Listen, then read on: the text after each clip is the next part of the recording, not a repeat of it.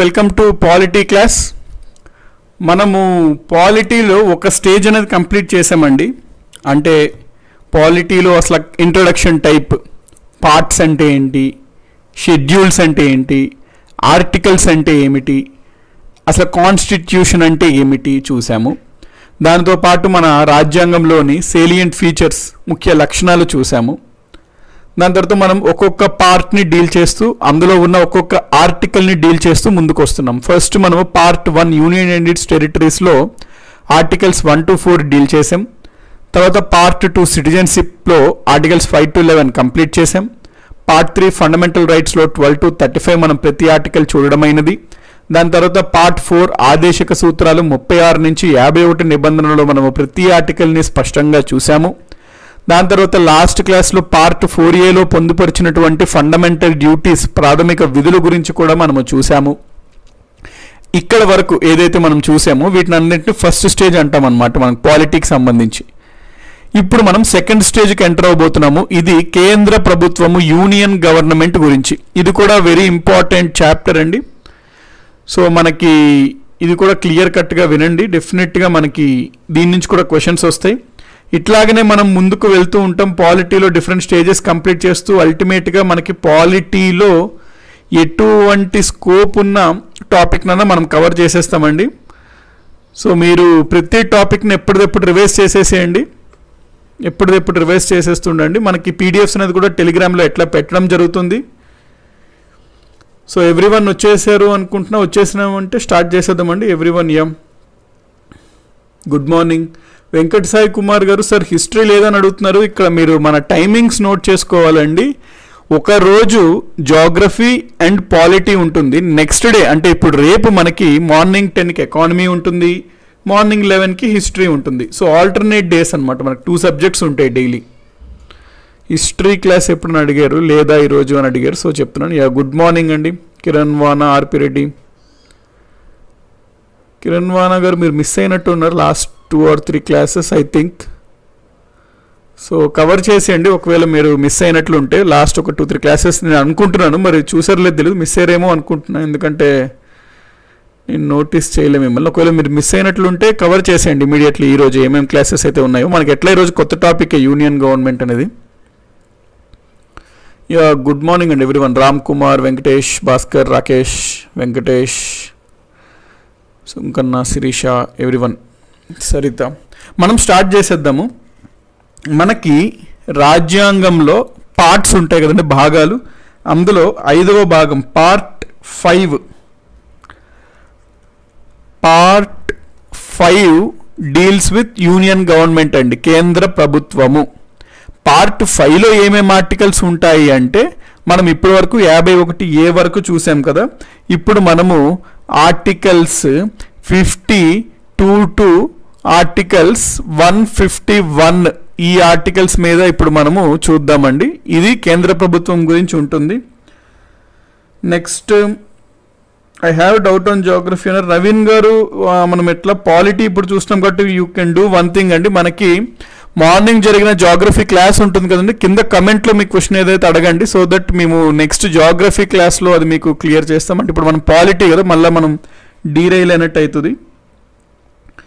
So ఆ point మీరు note చేసుకోండి. కింద కమెంట్లాగా అడిగేసేయండి. Whatever doubt you have, someone asked, I think Naveen, ఆ వీడియో కింద అడిగేసేయండి.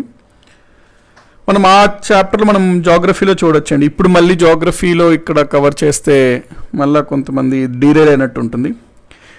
ఆర్టికల్స్ 52 to 151 అనేది యూనియన్ గవర్నమెంట్, కేంద్ర ప్రభుత్వం గురించి ఉంటుంది. కేంద్ర ప్రభుత్వంలో ఏమేమి వస్తాయి మనకి అంటే, మనకి ఇక్కడ ప్రభుత్వంలో ఏమేమి శాఖలు ఉంటాయో తెలియాలి ఫస్ట్. ఇది ఇంపార్టెంట్ చూడండి. ప్రభుత్వం కనుక మనం చూసుకున్నట్లయితే 3 శాఖలు ఉంటాయి ప్రభుత్వానికి. ఒకటి శాసనపరమైన శాఖ, దాన్నే ఇంగ్లీష్లో లెజిస్లేటివ్ అంటాం. శాసన శాఖ, దాన్ని ఇంగ్లీష్లో లెజిస్లేటివ్ అని అంటాము. నెక్స్ట్ కార్యనిర్వహణ శాఖ, కార్యనిర్వహణ శాఖ, దానిని ఇంగ్లీష్లో మనము ఎగ్జిక్యూటివ్ అని అంటాము. నెక్స్ట్ జ్యుడిషియరీ అంటే న్యాయ వ్యవస్థ, న్యాయశాఖ, దీన్ని మనం ఇంగ్లీష్లో జ్యుడిషియరీ అని అంటాము. సో ఏ ప్రభుత్వం కనుక మనం చూసుకున్నా ప్రభుత్వంలో 3 శాఖలు ఉంటాయి. అవి ఏమిటేమిటి అంటే శాసన శాఖ లెజిస్లేటివ్, కార్యనిర్వహణ శాఖ ఎగ్జిక్యూటివ్, న్యాయశాఖ జ్యుడిషియరీ. లెజిస్లేటివ్ శాసన శాఖ అంటే వీళ్ళు చేసేది ఏంటండి, చట్టాలు ఉంటాయి కదా, laws. So they make laws అన్నమాట, అంటే చట్టాలను వీళ్ళు తయారు చేస్తారు. సో చట్టాలు చేస్తారు, చట్టాలను చేసే శాఖనే శాసన శాఖ. సో వీళ్ళ ప్రధానమైన ఉద్దేశం ఏమిటి అంటే చట్టాలు చేయడం, వీళ్ళ ప్రధానమైన పని అన్నమాట అది. సో శాసన శాఖ అంటే చట్టాలను చేసేవారు అని అర్థమండి. నెక్స్ట్ మనం చూసుకున్నట్లయితే ఎగ్జిక్యూటివ్, వీళ్ళ పని ఏంటి అంటే ఎగ్జిక్యూటివ్ పేరులో ఉంది, they execute the laws made by the legislator. So they execute the laws అంటే చట్టాలు ఏవైతే లెజిస్లేచర్స్ చేశారో ఆ చట్టాలను అమలు చేస్తారు. కార్యనిర్వహణ శాఖ వాళ్ళు చేసినటువంటి చట్టాలను అమలు చేస్తారు కార్యనిర్వహణ శాఖ. ఈ జ్యుడిషియరీ న్యాయ వ్యవస్థ యొక్క రోల్ ఏమిటి అంటే చట్టాలను లెజిస్లేచర్ చేశారు, వాటిని అమలు చేస్తున్నారు ఎగ్జిక్యూటివ్. వీళ్ళిద్దరూ ఈ చట్టాలు వీళ్ళు సరైనవే చేశారా, రాజ్యాంగం స్ఫూర్తికి అనుగుణంగానే ఉన్నాయా, లేకపోతే ఒకవేళ వీరు చేసిన చట్టాలు గనక రాజ్యాంగానికి వ్యతిరేకంగా ఉన్నాయో పరిశీలించి, ఒకవేళ వీళ్ళు చేసిన చట్టాలు రాజ్యాంగ స్ఫూర్తికి వ్యతిరేకంగా ఉన్నట్లయితే ఆ చట్టాలని కొట్టివేస్తారన్నమాట న్యాయస్థానాలు.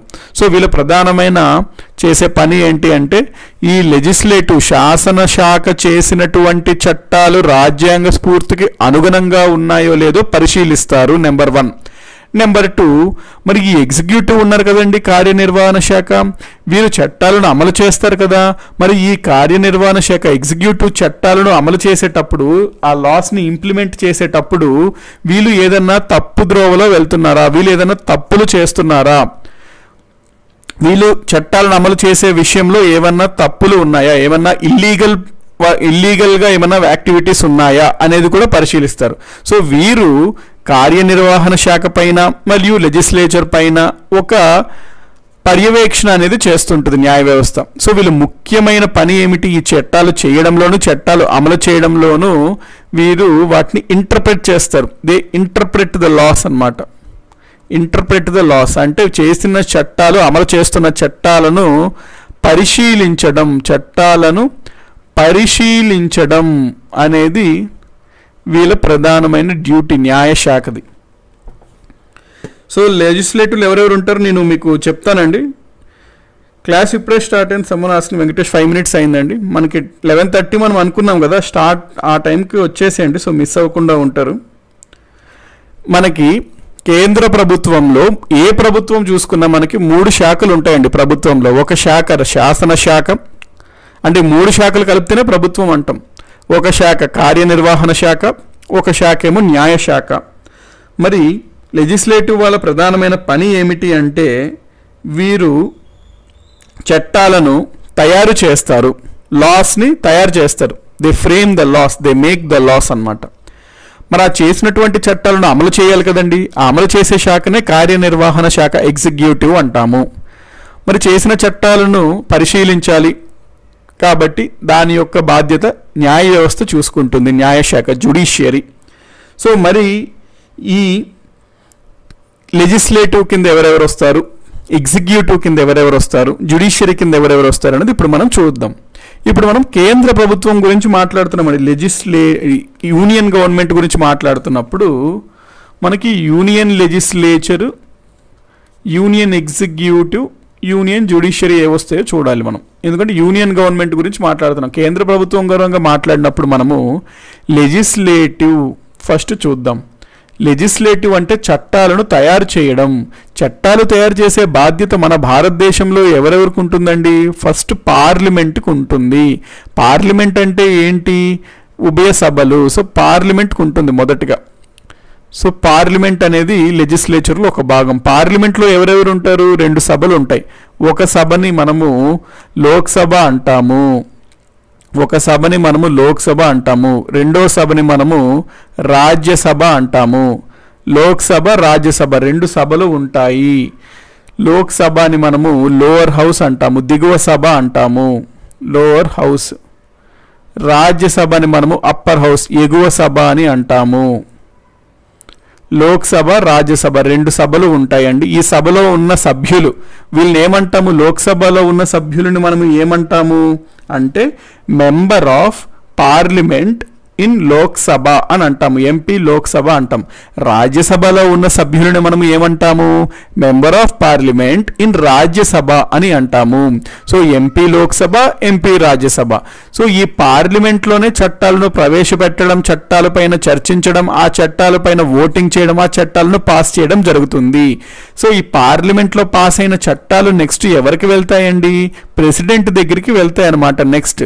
కాబట్టి ప్రెసిడెంట్ వాటిపైన ఆమోదముద్ర వేసినట్లయితే చట్టం అనేది లా అనేది అవుతుంది. లా కమ్స్ ఇంటూ ఎఫెక్ట్, లా కమ్స్ ఇంటూ ఫోర్స్. చట్టం అనేది అమల్లోకి వస్తుంది. కాబట్టి ఇందులో ఎవరెవరు ఇన్వాల్వ్ అయి ఉన్నారు చట్టాలు తయారు చేయడంలో? పార్లమెంట్ అనగా లోక్సభ మరియు Rajya Sabha, next president. So Lok Sabha, Rajya Sabha, president వీళ్ళు ముగ్గురిని కలిపి మనము లెజిస్లేచర్లో భాగం అని చెప్పి చెప్తాం. సో పాయింట్ క్లియర్ కదండి. మనము లెజిస్లేచర్స్ అంటే చట్టాలు చేసేవారు అంటే లా చేయడం. లా ఎవరు చేస్తారు? మనకి లా మేకింగ్ ప్రాసెస్ మీకు తెలియాలండి. లా మేకింగ్ అంటే ఫస్ట్ మనము బిల్ రూపంలో పార్లమెంట్లో ఏదో ఒక సభలో ప్రవేశపెడతాం, లోక్సభలో కానీ రాజ్యసభలో కానీ. ఆ సభలో చర్చించి ఓటింగ్ జరుగుద్ది. ఆ సభలో కనుక బిల్లు పాస్ అయినట్లయితే నెక్స్ట్ సభకి వెళ్తుంది. నెక్స్ట్ సభలో కూడా చర్చ జరిగి ఓటింగ్ జరిగి అందులో కూడా పాస్ అవుతే ప్రెసిడెంట్కి వెళ్తుంది. ప్రెసిడెంట్ సైన్ పెడితే ఆ చట్టం అనేది అమల్లోకి వస్తుంది. ఇది ఒక చట్టం తయారు చేయాలంటే ప్రాసెస్. మరి చట్టం చెయ్యాలి అంటే ఎవరెవరు ఇన్వాల్వ్ అయి ఉన్నారు? పార్లమెంట్ అనగా లోక్సభ, రాజ్యసభ అంటే ఎవరు? MP Lok Sabha, MP Rajya Sabha plus president. వీళ్ళంతా కలిపి లెజిస్లేచర్ అంటాం. ఈ ముగ్గురు ఉంటారు లెజిస్లేచర్లో, శాసనపరమైన శాఖలో. సో ఇందాక సంబంధం అడిగారండి లెజిస్లేచర్లు ఎవరెవరు ఉంటారు అని. మీకు పాయింట్ క్లియర్ అయిందని నేను అనుకుంటున్నాను. నెక్స్ట్ యూనియన్ కింద నెక్స్ట్ బ్రాంచ్ ఏంటండి? ఎగ్జిక్యూటివ్ బ్రాంచ్, కార్యనిర్వహణ శాఖ. చట్టాలను అమలు చేసేవారు. మనము జనరల్గా వీళ్ళని గవర్నమెంట్ అని పిలుస్తుంటాము. గవర్నమెంట్ అంటే ఏమిటి అంటే ఎవరైతే అధికారంలో ఉన్నారో వాళ్ళే కదండి చేసిన చట్టాలు అమలు ఎవరు చేస్తారండి? చట్టాలను ఏ ప్రభుత్వం అయితే పవర్లో ఉన్నారో, అధికారంలో ఉన్నారో వాళ్ళు చట్టాలను అమలు చేస్తారు. వాళ్ళని కార్యనిర్వహణ శాఖ అంటాం. అయితే ఈ కార్యనిర్వహణ శాఖ 2 రకాలుగా ఉంటుంది. ఒకటి పొలిటికల్ ఎగ్జిక్యూటివ్, అంటే రాజకీయ కార్యనిర్వహణ శాఖ ఒకటి పొలిటికల్ ఎగ్జిక్యూటివ్, ఒకటి అడ్మినిస్ట్రేటివ్ ఎగ్జిక్యూటివ్ పరిపాలన కార్యనిర్వహణ శాఖ ఇంకొకటి. పొలిటికల్ ఎగ్జిక్యూటివ్ ఒకటి, నెక్స్ట్ అడ్మినిస్ట్రేటివ్ ఎగ్జిక్యూటివ్ ఒకటి. పొలిటికల్ ఎగ్జిక్యూటివ్ అంటే ఎవరు? రాజకీయంగా కార్యనిర్వహణ శాఖ అంటే ఏ ప్రభుత్వము అయితే కేంద్రంలో అధికారంలో ఉన్నారో, ప్రస్తుతం చూసుకున్నట్లయితే ఎన్డీఏ ప్రభుత్వం అధికారంలో ఉంది కాబట్టి బీజేపీ మరియు కొన్ని ప్రభుత్వాలు కలిసి ఆ ప్రభుత్వాన్ని మనము పొలిటికల్ ఎగ్జిక్యూటివ్ అంటాము. వీళ్ళు ఎవరు ఉంటారండి? ప్రధానమంత్రి ఉంటారు, అతనితో పాటు అతని యొక్క మంత్రి మండలి, కౌన్సిల్ ఆఫ్ మినిస్టర్స్ ఉంటారు. వీళ్ళు ఏమవుతారు? కేంద్ర ప్రభుత్వం యొక్క కార్యనిర్వహణ శాఖలో రాజకీయ కార్యనిర్వహణ శాఖ కింద వీళ్ళు వస్తారు. ప్రధానమంత్రి మరియు కౌన్సిల్ ఆఫ్ మినిస్టర్స్, మంత్రి మండలి. సో వీళ్ళు పొలిటికల్ ఎగ్జిక్యూటివ్ కింద వస్తారు. అడ్మినిస్ట్రేటివ్ ఎగ్జిక్యూటివ్స్ అంటే ఎవరు వస్తారండి? గవర్నమెంట్ ఎంప్లాయీస్ ఉంటారు కదా, గవర్నమెంట్ ఆఫీసర్స్ ఉంటారు కదా, లైక్ ఐఏఎస్ ఐపీఎస్ అవనివ్వండి, గ్రూప్స్ వాళ్ళ ఆఫీసర్స్ అవనివ్వండి, వీళ్ళంతా గవర్నమెంట్ అడ్మినిస్ట్రేటివ్ ఆఫీసర్స్ అనమాట. వీళ్ళు పెర్మనెంట్ ఎగ్జిక్యూటివ్. పొలిటికల్ వాళ్ళు 5-5 సంవత్సరాలకు మారుతుంటారు కానీ వీళ్ళు పెర్మనెంట్ ఎగ్జిక్యూటివ్ అని కూడా అంటారండి. వీళ్ళని పొలిటికల్ ఎగ్జిక్యూటివ్, పెర్మనెంట్ ఎగ్జిక్యూటివ్ అని కూడా అంటారు వీళ్ళని. సో పర్మనెంట్ ఎగ్జిక్యూటివ్లో భాగం ఎవరెవరు అంటే గవర్నమెంట్ ఆఫీసర్స్ ఉంటారు కదా, వాళ్ళు వస్తారు. సో ఈ పాయింట్ ఓకే కదండి. అడ్మినిస్ట్రేటివ్ ఎగ్జిక్యూటివ్లో వీళ్ళు ఎవరు ఉంటారు? ఐఏఎస్ ఐపీఎస్ గ్రూప్స్ ఇట్లా గవర్నమెంట్ ఆఫీసర్స్ ఉంటారు కదా, వీళ్ళు పెర్మనెంట్ ఎగ్జిక్యూటివ్ కింద వస్తారు. వీళ్ళందరూ ఏం వీళ్ళు చేసేది ఏంటండి? ఏదైతే చట్టాలు చేశారో పార్లమెంట్ శాసనశాఖ వాటిని అమలు చేయడం, వాటిని ఇంప్లిమెంటింగ్ ద లాస్ చేయడము. సో ఎగ్జిక్యూటివ్ కింద ఎవరు వస్తారు అంటే మీకు క్లారిటీ వచ్చింది కదా, ఇంప్లిమెంటింగ్ ద లాస్. ఎగ్జాంపుల్ ఏదన్నా తీసుకోండి. ఫర్ ఎగ్జాంపుల్ ఏదన్నా చట్టం రీసెంట్గా చేసింది అనుకోండి ప్రభుత్వం, ఏదైనా చట్టము, అది శాసనశాఖ చేస్తుంది. దాని యొక్క మరి ఎగ్జిక్యూటివ్ దాన్ని ఎవరు అమలు చేస్తారు అంటే ప్రభుత్వం ఎవరైతే మినిస్టర్లు ఉన్నారో మినిస్టర్ల ద్వారా, వారి క్రింద ఉన్నటువంటి సెక్రటరీలు, ఆఫీసర్స్ ద్వారా ఆ ప్రభుత్వం అమల్లోకి వస్తుంది. సో ఇది ఎగ్జిక్యూటివ్ కింద ఇది వస్తుంది. నెక్స్ట్ కనుక మనము చూసుకున్నట్లయితే ఇక్కడ జ్యుడిషియరీ. సృజనా భరత్ గారు అడుగుతున్నారు, భరత్ అనేది చాలాసేపు అయిందా సార్ స్టార్ట్ అయ్యి అంటే? చాలాసేపు అంటే 11:30కి స్టార్ట్ అయిందండి. ఇది మీరు టైం అనేది మరి అలారం పెట్టన్నా కొంచెం చూసుకోండి. మిస్ అయితే ఒకవేళ ఇన్ కేస్ మిస్ అయితే ఇప్పుడు నుంచి వినండి, నెక్స్ట్ మీకు మిస్ అయింది నెక్స్ట్ అవగానే చూసేసేయండి వీడియో. నెక్స్ట్ న్యాయశాఖ, జ్యుడిషియరీ కింద ఎవరెవరు వస్తారు అనేది మనము చూద్దాము. న్యాయశాఖ కేంద్రం ప్రభుత్వం గురించి మనం మాట్లాడుతున్నాం కాబట్టి ఇక్కడ సుప్రీంకోర్టు అనేది వస్తుంది. న్యాయశాఖ కింద సుప్రీంకోర్టు వస్తుంది. ఎందుకు? మనము కేంద్ర ప్రభుత్వంలో శాఖల గురించి మాట్లాడుతున్నాము కాబట్టి. సో ఇప్పుడు వీరు ఏదైనా చట్టాలు చేశారనుకోండి, ఫర్ ఎగ్జాంపుల్ ప్రభుత్వం ఒక చట్టం చేసింది ఏంటి, NJAC అని 2016లో ఒక చట్టం చేసింది, నేషనల్ జ్యుడిషియల్ అపాయింట్మెంట్స్ కమిషన్ అని చెప్తాను మీకు. జ్యుడిషియరీ చెప్తున్నప్పుడు ఇక్కడ ఎగ్జాంపుల్గా చెప్తున్నా. ఈ చట్టం చేసింది. ఈ చట్టం ఏమిటి అంటే ఇది ఒక కమిషన్ అనమాట, కొంతమంది సభ్యులతో కూడి ఉంటుంది. ఈ కమిషన్ అనేది సుప్రీంకోర్టు, హైకోర్టు జడ్జిలు నియమించే బాధ్యత ఈ కమిషన్కు ఉంటుంది అని చెప్పి ప్రభుత్వం అంటే ఈ పార్లమెంట్ ఒక చట్టం చేసింది. అది శాసనం చేసిందనమాట. దాన్ని అమలు చేయడానికి ఎగ్జిక్యూటివ్, ఈ ప్రభుత్వం కూడా కొన్ని చర్యలు తీసుకుంది కమిషన్ ఏర్పాటు చేసి అది వర్క్ అయ్యే విధంగా. జ్యుడిషియరీ న్యాయశాఖ ఏం చెప్పింది, ఈ చట్టం ఏదైతే చేశారో దాన్ని పరిశీలించి ఈ చట్టము రాజ్యాంగం స్ఫూర్తికి విరుద్ధంగా ఉందని కొట్టివేసిందనమాట. దాంతో ఇది అమల్లోకి రాలేదు. కాబట్టి ఈ ఎగ్జాంపుల్ ద్వారా మీకు ఈ మూడింటి మధ్యన రిలేషన్ ఏ విధంగా ఉంటుందో అర్థమైందని నేను అనుకుంటున్నాను. సో ఈ పాయింట్ ఇది okay. Who make the laws అంటున్నారు వెంకటేష్ గారు? లెజిస్లేటివ్ అండి. Legislative make the laws. Lok Sabha, Rajya Sabha వీళ్ళందరూ కలిసి లాస్ చేస్తారు. సో ఇది శాఖలు అనమాట ప్రభుత్వానికి సంబంధించి. నెక్స్ట్ మనం చూసినట్లయితే ఇదిగోండి ఈ పాయింట్స్ క్లియర్గా ఎగ్జిక్యూటివ్, జ్యుడిషియరీ, లెజిస్లేటివ్, ఇది యూనియన్ గవర్నమెంట్లో వీళ్ళు ఉంటారు. ఇది నేను క్లియర్ అనుకుంటున్నా. నెక్స్ట్కి వెళ్తున్నాను. ఇప్పుడు మనము యూనియన్ ఎగ్జిక్యూటివ్ గురించి మాట్లాడదామండి. లెజిస్లేచర్ గురించి నేను మీకు క్లియర్గా తర్వాత చెప్తాను ఆ టాపిక్ వచ్చినప్పుడు. మనం ఇప్పుడు ప్రధానంగా ఫోకస్ చేసేది ఏంటి అంటే ఎగ్జిక్యూటివ్ పైన ఫస్ట్ ఫోకస్ చేస్తాము. ఎగ్జిక్యూటివ్ పైన ఇప్పుడు మన ఫోకస్ ఉంటుంది. ఎగ్జిక్యూటివ్ తర్వాత లెజిస్లేచర్ గురించి నేను చెప్తాను. లెజిస్లేచర్ తర్వాత జ్యుడిషియరీ గురించి చెప్తాను. ప్రథమంగా ఇప్పుడు మనము చూడబోయేది ఎగ్జిక్యూటివ్, అది కూడా యూనియన్లో. సో యూనియన్ ఎగ్జిక్యూటివ్ అనేది ఇప్పుడు మనం చూడబోయే టాపిక్ అండి. యూనియన్ ఎగ్జిక్యూటివ్ అన్నమాట మనము చూడబోయే టాపిక్. సో యూనియన్ ఎగ్జిక్యూటివ్, ఇక్కడ ఒకటి పాయింట్ గుర్తుపెట్టుకోండి. యూనియన్ ఎగ్జిక్యూటివ్లో PM, council of ministers, officers అన్నాం కదండి. అయితే మన భారతదేశంలో ఎటువంటి చట్టం అమలు అన్న, ఎటువంటి కార్యనిర్వహణ అధికారం అన్న, ఎటువంటి కార్యనిర్వహణ పనైనా ప్రెసిడెంట్ సంతకంతో వస్తుంటుందండి మ్యాక్సిమం. కాబట్టి ఎగ్జిక్యూటివ్లో ప్రెసిడెంట్ కూడా సభ్యుడే అనమాట. సో ఎగ్జిక్యూటివ్లో ప్రెసిడెంట్ ఉంటాడు, PM and council of ministers ఉంటారు, వీళ్ళు ఉంటారు, ఎంప్లాయీస్, ఆఫీసర్స్ ఉంటారు. సో వీళ్ళు ముగ్గురు కలిపి ఎగ్జిక్యూటివ్ అవుతుంది. అయితే ప్రెసిడెంట్ ఇతనికి లెజిస్లేటివ్లో శాసనశాఖలో కూడా పాత్ర ఉంది, ఇతనికి ఎగ్జిక్యూటివ్లో కూడా పాత్ర ఉంది, రెండిట్లో ఉంటాడు ప్రెసిడెంట్. కాబట్టి ఇప్పుడు మనము యూనియన్ ఎగ్జిక్యూటివ్ గురించి చూద్దాం. కిరణ్ వర్మ గారు అంటున్నారు బోత్ లెజిస్లేటివ్ అండ్ ఎగ్జిక్యూటివ్లో ఉంటారంటే అబ్సల్యూట్లీ ఉంటారండి. ఎందుకు అనేది ఇప్పుడే మనం చూసాం కదా. సో యూనియన్ ఎగ్జిక్యూటివ్ గురించి మాట్లాడినప్పుడు మనకి ఆర్టికల్స్ మనం ఏమన్నాము, ఆర్టికల్స్ 52 నుంచి 151 వరకు కేంద్ర ప్రభుత్వం గురించి మాట్లాడతాయి అన్నాము. అయితే అందులో ఆర్టికల్స్ 52 నుంచి 78 వరకు కార్యనిర్వహణ శాఖ గురించి మాట్లాడతాయి, తెలియజేస్తాయి. So articles 52 to 151 in our constitution deals with union government. In that articles 52 to 78 deals with executive branch of the union government. So ఇప్పుడు మనం యూనియన్ గవర్నమెంట్లో మనం మాట్లాడుతున్నాం కాబట్టి యూనియన్ గవర్నమెంట్ గురించి ప్రస్తావించే ఆర్టికల్స్ ఏవేవి అంటే ఆర్టికల్స్ 52 నుంచి ఆర్టికల్స్ 78 వరకు. Article 52 to article 78 deals with union executive. Union ఎగ్జిక్యూటివ్లో ఎవరెవరు వస్తారు అంటే నోట్ చేసుకోండి. ప్రెసిడెంట్ వస్తారు. ఒకవేళ ప్రెసిడెంట్ ఎప్పుడన్నా ఫర్ వాట్ ఎవర్ రీజన్స్ అతను లేరు అనుకోండి, అంటే అతను ఇప్పుడు ప్రెసిడెంట్ చేయవలసిన బాధ్యతలు చేయలేని విధంగా ఉన్నప్పుడు, అంటే ఇతను ఆబ్సెంట్గా ఉన్నప్పుడన్నా, ఇతను విదేశంలో ఉన్నప్పుడన్నా, ఇతను మరణించినప్పుడన్నా, ఇతను రిజైన్ చేసినప్పుడన్నా, మరి ఎవరు యాక్ట్ చేస్తారు ప్రెసిడెంట్గా అంటే వైస్ ప్రెసిడెంట్ యాక్ట్ చేస్తారు.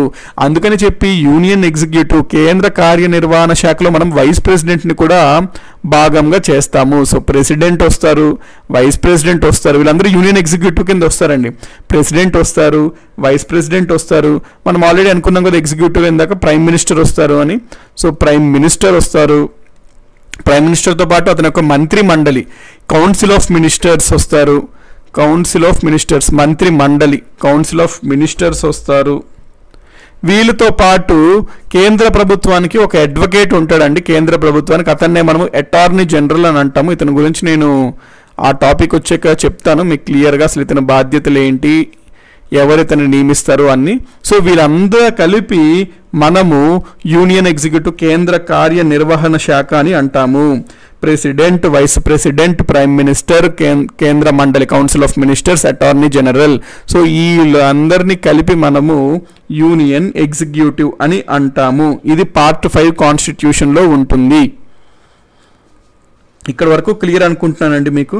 నెక్స్ట్ మనం చూసినట్లయితే ఇప్పుడు ప్రెసిడెంట్ గురించి మాట్లాడదాము. సో మనం ఇప్పుడు డీల్ చేసే టాపిక్ పార్ట్ 5లో యూనియన్ గవర్నమెంట్లో, యూనియన్ ఎగ్జిక్యూటివ్లో ప్రెసిడెంట్ గురించి మాట్లాడుతున్నాము. సో మనము ఏం చదువుతున్నాము అనేది ఒక ఆర్డర్లో ఇట్లా వస్తే స్పష్టమైన క్లారిటీ ఉంటుందండి. డైరెక్ట్గా ప్రెసిడెంట్ అని చాప్టర్ పెట్టేసి ప్రెసిడెంట్ గురించి చదవడం వెళ్ళినట్లుంటే మనకి కనెక్షన్ అనేది మనం మిస్ అవుతాం. కనెక్షన్ అనేది వెరీ ఇంపార్టెంట్ అనమాట, కనెక్టింగ్ ద డాట్స్ అంటాం.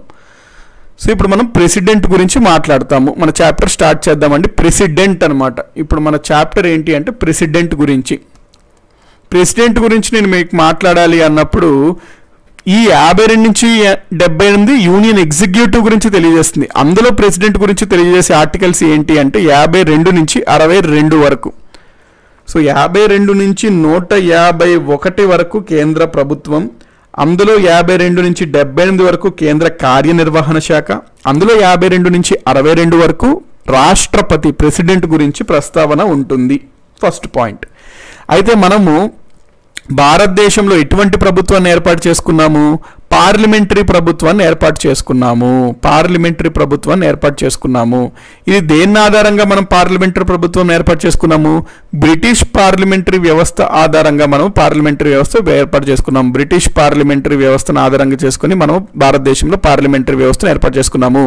కాబట్టి మన ఈ పార్లమెంటరీ వ్యవస్థలో మనకేముంటుంది? చట్టాలు చేసేవారు ఈ లెజిస్లేటివ్ చేస్తారు, ఎగ్జిక్యూటివ్లో వీళ్ళ రోల్ ఎక్కువగా ఉంటుందండి. పార్లమెంట్లో వీళ్ళ రోల్ ఎక్కువగా ఉంటుంది. ఈ prime minister and council of ministers. రాష్ట్రపతి ఉంటాడు, కానీ ఇతను కేవలం నామమాత్రపు అధిపతి అంతే, నామినల్ హెడ్ అన్నమాట అంతే పార్లమెంటరీ వ్యవస్థలో. రియల్ హెడ్ ఎవరు అంటే మనకి అసలైన అధిపతులు ఎవరు మన పార్లమెంటరీ వ్యవస్థలో అంటే ప్రధానమంత్రి, అతని కేంద్ర మండలి. మరి ఈ ప్రెసిడెంట్ ఉంటారా అంటే ఉంటారు. మరి అతను అధిపతి అంటే అతను అధిపతి అనండి. మన భారతదేశానికి అధ్యక్షుడు, అధిపతి రాష్ట్రపతి అనమాట. అయితే రాష్ట్రపతి కేవలం నామమాత్రపు అధిపతి అనమాట, అందుకని నామినల్ హెడ్ అంటాము. రియల్ హెడ్ వచ్చేసరికి మనకి prime minister and council of ministers అనేది ఉంటారు. అదే ప్రెసిడెన్షియల్ ప్రభుత్వ వ్యవస్థ అని కొన్ని దేశంలో ఉంటాయి, అమెరికా లాంటి దేశాల్లో. ఆ దేశంలో రాష్ట్రపతి ప్రెసిడెంటే రియల్ హెడ్, ప్రెసిడెంటే నామినల్ హెడ్. అంటే నామమాత్రంగా కూడా ఇతనే, అంటే ఇప్పుడు ఎవరు దీనికి అధిపతి అంటే ప్రెసిడెంట్ అంటాం, రియల్గా కూడా ఎవరు అంటే ప్రెసిడెంట్ ఏమన్నమాట, మొత్తం అధికారం చెలాయిస్తాడు. కానీ మన భారతదేశంలో పార్లమెంటరీ వ్యవస్థలో అట్లా ఉండదు. నామినల్ అంటే జస్ట్ పేరుకి అధిపతి ఎవరు. ఇప్పుడు మనకి ఎవరైనా అడిగారు అనుకోండి, ఇండియాలో హెడ్ ఎవరు, ఇండియాకి హెడ్ ఎవరు అని అడిగారు అనుకోండి ఎవరన్నా, సింపుల్ క్వశ్చన్, ఇండియాకి హెడ్ ఎవరు? సింపుల్ ఆన్సర్, ఇండియాకి హెడ్ ప్రెసిడెంట్ అని మనం చెప్పాలి, ప్రైమ్ మినిస్టర్ అనకూడదు. మనం ఎక్కువ ప్రైమ్ మినిస్టర్ గురించి వింటుంటాము అని చెప్పి ప్రైమ్ మినిస్టర్ అనకూడదు. ఇండియాకి హెడ్ ప్రెసిడెంట్. అయితే అది ఓన్లీ ఫర్ నేమ్ సేక్, నామమాత్రం మాత్రమే, అందుకని అతను నామినల్ హెడ్ అంటాం. కానీ అసలైన అధికారి ఎవరు, అధిపతి ఎవరు అంటే ప్రధానమంత్రి, అతని మంత్రి మండలి. So real head. సో ఈ పాయింట్ మీకు క్లియర్ అనుకుంటున్నా. నెక్స్ట్ ప్రెసిడెంట్ గురించి ఇదండి పాయింట్స్ 52 to 62 మన రాజ్యాంగంలో తెలియజేస్తాయి. మనం బ్రిటిష్ నుంచి పార్లమెంటరీ వ్యవస్థ అనేది తీసుకోవడం జరిగింది. పార్లమెంటరీ వ్యవస్థలో ప్రెసిడెంట్ అనే అతను నామమాత్రం అధికారి మాత్రమే, నామినల్ హెడ్ మాత్రమే. రియల్ హెడ్ వచ్చేసరికి ప్రధానమంత్రి, కౌన్సిల్ ఆఫ్ మినిస్టర్స్. ఇక్కడ చూడండి, ఇండియన్ ప్రెసిడెంట్ భారతదేశం యొక్క రాష్ట్రపతి, భారతదేశానికి అధిపతి, హెడ్ ఆఫ్ ద స్టేట్. ఇతన్ని మనము ఫస్ట్ సిటిజన్ ఆఫ్ ఇండియా అంటాము. ఇంపార్టెంట్ అండి. మన భారతదేశంలో మొదటి పౌరుడిగా ఎవరిని పరిగణిస్తాము అంటే ఇండియన్ ప్రెసిడెంట్ని అంటాం. మన రాష్ట్రంకి వచ్చేసరికి, మొత్తం ఇండియాకి వచ్చేసరికి ప్రెసిడెంట్, స్టేట్కి వచ్చేసరికి ఎవరిని మనం భావిస్తామండి ఫస్ట్ సిటిజన్గా అంటే గవర్నర్ని భావిస్తాము. అదే ఒక డిస్ట్రిక్ట్, ఒక జిల్లాకు వచ్చింది అనుకోండి, ఫస్ట్ సిటిజన్గా ఎవరిని మనం భావిస్తాం? ఆన్సర్ చేయడానికి ట్రై చేయండి. Whom we considered as the first citizen of the district. మొత్తం భారతదేశానికి చూసుకున్నట్లయితే రాష్ట్రపతి. ఒక రాష్ట్రానికి చూసుకున్నట్లయితే రాష్ట్రానికి గవర్నర్ని మనము మొదటి పౌరుడిగా పరిగణిస్తాము. మరి ఒక జిల్లాకి చూసుకుంటే మొదటి పౌరుడిగా ఎవరిని పేర్కొంటాము అనేది నా ప్రశ్న. సో ఆన్సర్ చేయడానికి ట్రై చేయండి. ఒక డిస్ట్రిక్ట్కి who acts as the first citizen of the district. స్టేట్కి గవర్నర్ అండి. వాట్ ఐ ఆస్క్ దిస్, డిస్ట్రిక్ట్కి ఎవరు ఫస్ట్ సిటిజన్ అని? స్టేట్కి గవర్నర్. సయ్యద్ ఆసిఫ్ గారు ఫస్ట్ ఆన్సర్ ఇచ్చారు. Syed Asif, Santosh, very good, very good అండి. We consider the DM cum C అంటే డిస్ట్రిక్ట్ మ్యాజిస్ట్రేట్ కమ్ కలెక్టర్ని we consider as the first citizen of the district అనమాట. ఇప్పుడు ఫస్ట్ ఉమెన్ ఆఫ్ ది ఇండియాకి ఎవరు కన్సిడర్ చేస్తాము? మొదటి మహిళ భారతదేశానికి ఎవరిని కన్సిడర్ చేస్తాం చెప్పండి? Whom we consider as first woman of India. First lady of India అని కూడా అంటాం. ఫస్ట్ లేడీ ఆఫ్ స్టేట్ని ఎవరిని అంటాము? అట్లా భారతదేశానికి మనం చూసుకున్నట్లయితే, ఇండియాకి మనం చూసుకున్నట్లయితే మొట్టమొదటి మహిళ అని ఎవరిని మనము పరిగణిస్తాము. అదే రాష్ట్రానికి చూసుకుంటే మనం మొదటి మహిళ అని ఎవరిని పరిగణిస్తాము? ఇవి అడుగుతున్నాడండి ఎగ్జామినేషన్స్లో కూడా. Whom we treat as the first lady of India.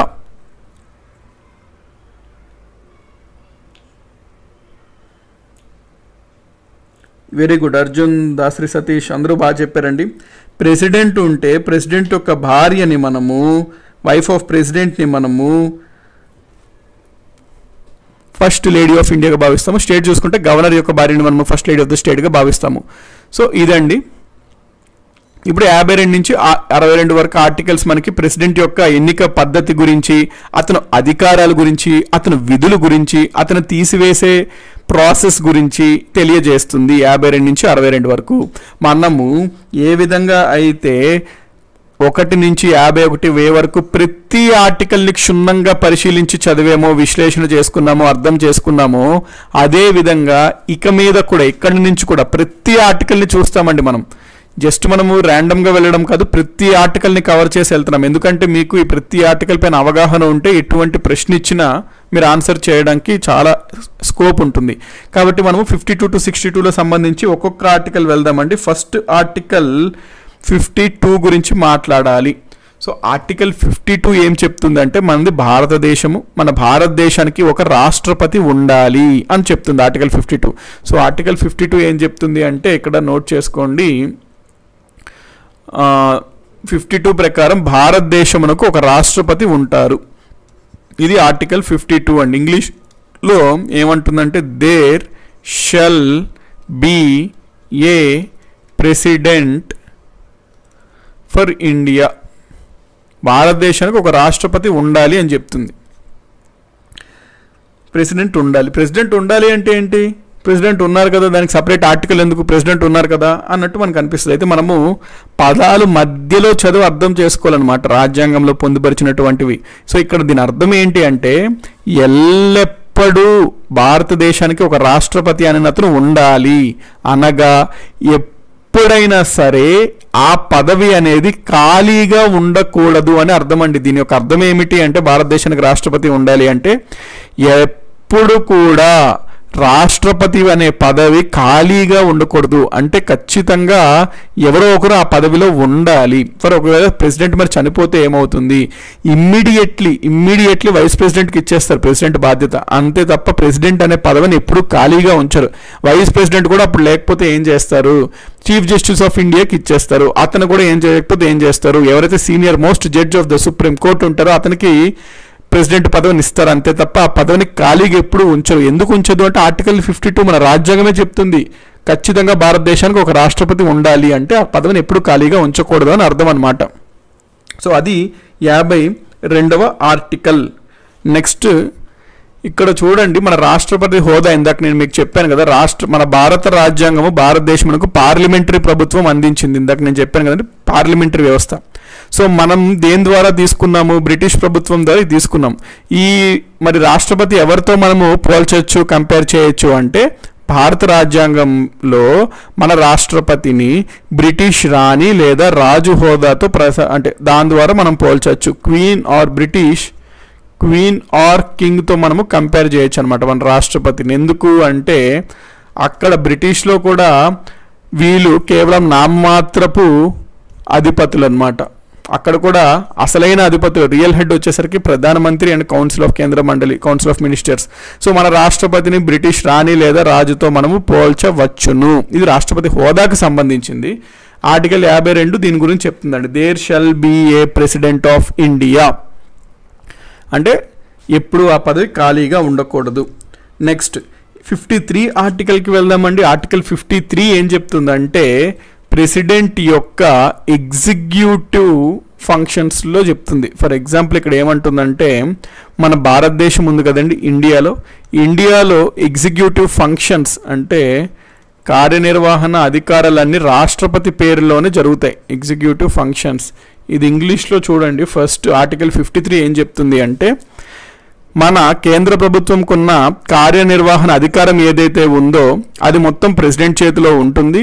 And president చేతిలో ఉన్నటువంటి ఆ అధికారం ప్రెసిడెంట్ తనంతలో తానే దాన్ని నిర్వహించవచ్చు, లేదా ఎవరన్నా తన కింద ఉన్నటువంటి అధికారుల చేత తన అధికారాలను నడిపించవచ్చు అని చెప్తుంది. ఇక్కడ మనం చూద్దాం ఆర్టికల్ 53 ఏం చెప్తుందో.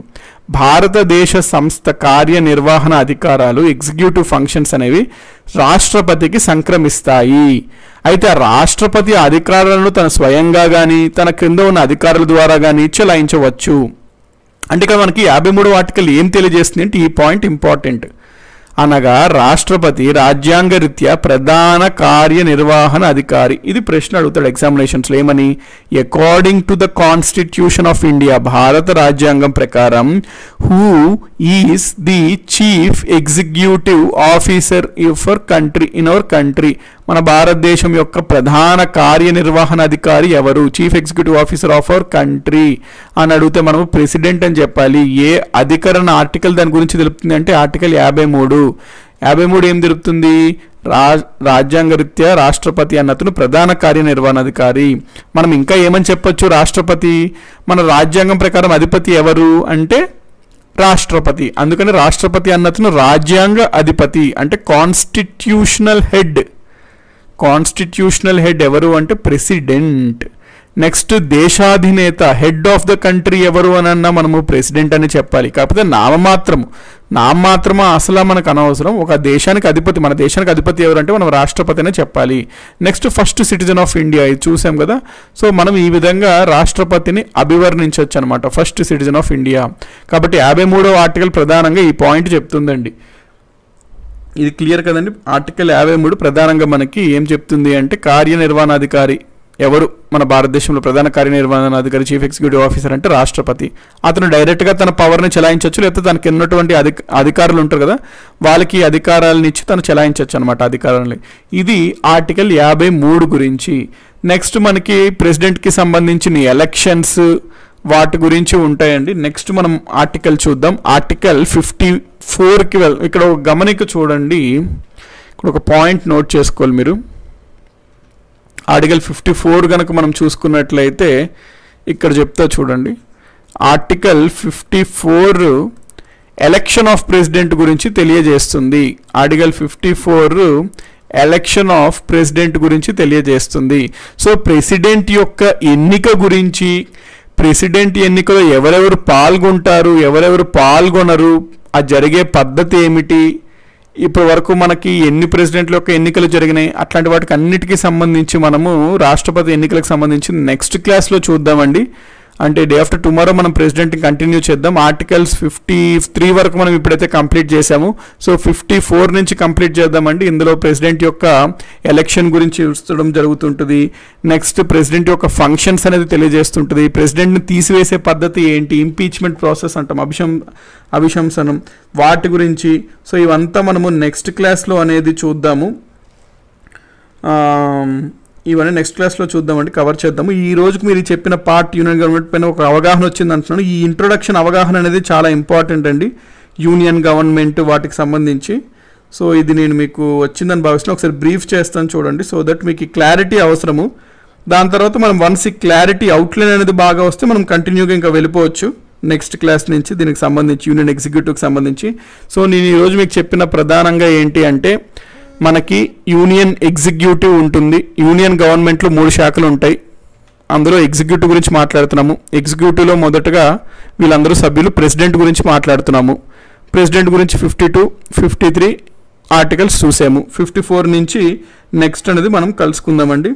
థ్యాంక్ యూ వెరీ మచ్ అండి. సో ఎప్పటికెప్పుడు క్లాసెస్ కవర్ చేస్తూ ఉండండి. Do like and share our videos. So మీరు లైక్ చేస్తుండండి, that's the happiness you can give to me. So if you like the videos like చేస్తుండండి. Thanks అండి సత్యనారాయణ గారు, కాళీచరణ్, కోటేశ్వరరావు, విజయ కుమార్, చిన్న. టైమింగ్స్ రేపటి నుంచి అలారం పెట్టేసుకోండి. 10కి స్టార్ట్ అవుతుంది ఒక క్లాస్, 11కి క్లాస్ అవుతుంది ఒక స్టార్ట్. సో ఎప్పుడు మిస్ అవ్వకుండా అనేది ఉంటారు. ఎవరైతే మిస్ అయ్యారో ఏమన్నా క్లాసెస్ ఇదివరకు కంప్లీట్ చేసేసేయండి, సో దట్ ఎక్కడ ల్యాగ్ లేకుండా ఉంటుంది. మనకు కంటిన్యూషన్ ఉంటుంది ఒక క్లాస్కి ఇంకో క్లాస్కి. సో ఎక్కడ ల్యాగ్ లేకుండా చూసుకోండి. ఇందాక ఎవరో సమ్మన్ నాకు ఏదో డౌట్ ఉంది సార్ జాగ్రఫీ అడగవచ్చు అని అడుగుతున్నారు. మీరు అట్లాంటి డౌట్లు ఏమైనా ఉన్నా వీడియో కింద పోస్ట్ చేసేయండి. డెఫినెట్లీగా మేము టైం చూసుకొని అది చూసి మీకు నెక్స్ట్ వీడియో క్లాస్లో మీకు నేను అది ఒకవేళ చూసుంటే చెప్పేస్తానండి నెక్స్ట్ జాగ్రఫీ క్లాస్లో. మళ్ళీ పాలిటీలో జాగ్రఫీ ఆన్సర్ కన్నా అది బెటర్ అట్లా చేస్తే మనం. జీజేపీ బిడ్ బ్యాంక్ గురించి కూడా నోట్ చేసుకోండి. మనకి జీజేపీ బిడ్ బ్యాంక్లో డైలీ బిట్స్ పెట్టడం జరుగుతుంది. ఇది మాత్రం నా పర్సనల్ సజెషన్, మీరు డైలీ అప్డేటెడ్గా ఉండండి. పెట్టిన బిట్స్ యాజ్ ఇట్ ఈస్ ఎగ్జామ్స్లో వస్తాయి మీకు. అది జీజేపీ బిడ్ బ్యాంక్కి సంబంధించి అందులో సబ్స్క్రైబ్ అయ్యి యూ కెన్ అంటే సబ్స్క్రైబ్ అయ్యి బెల్ బటన్ క్లిక్ చేయండి.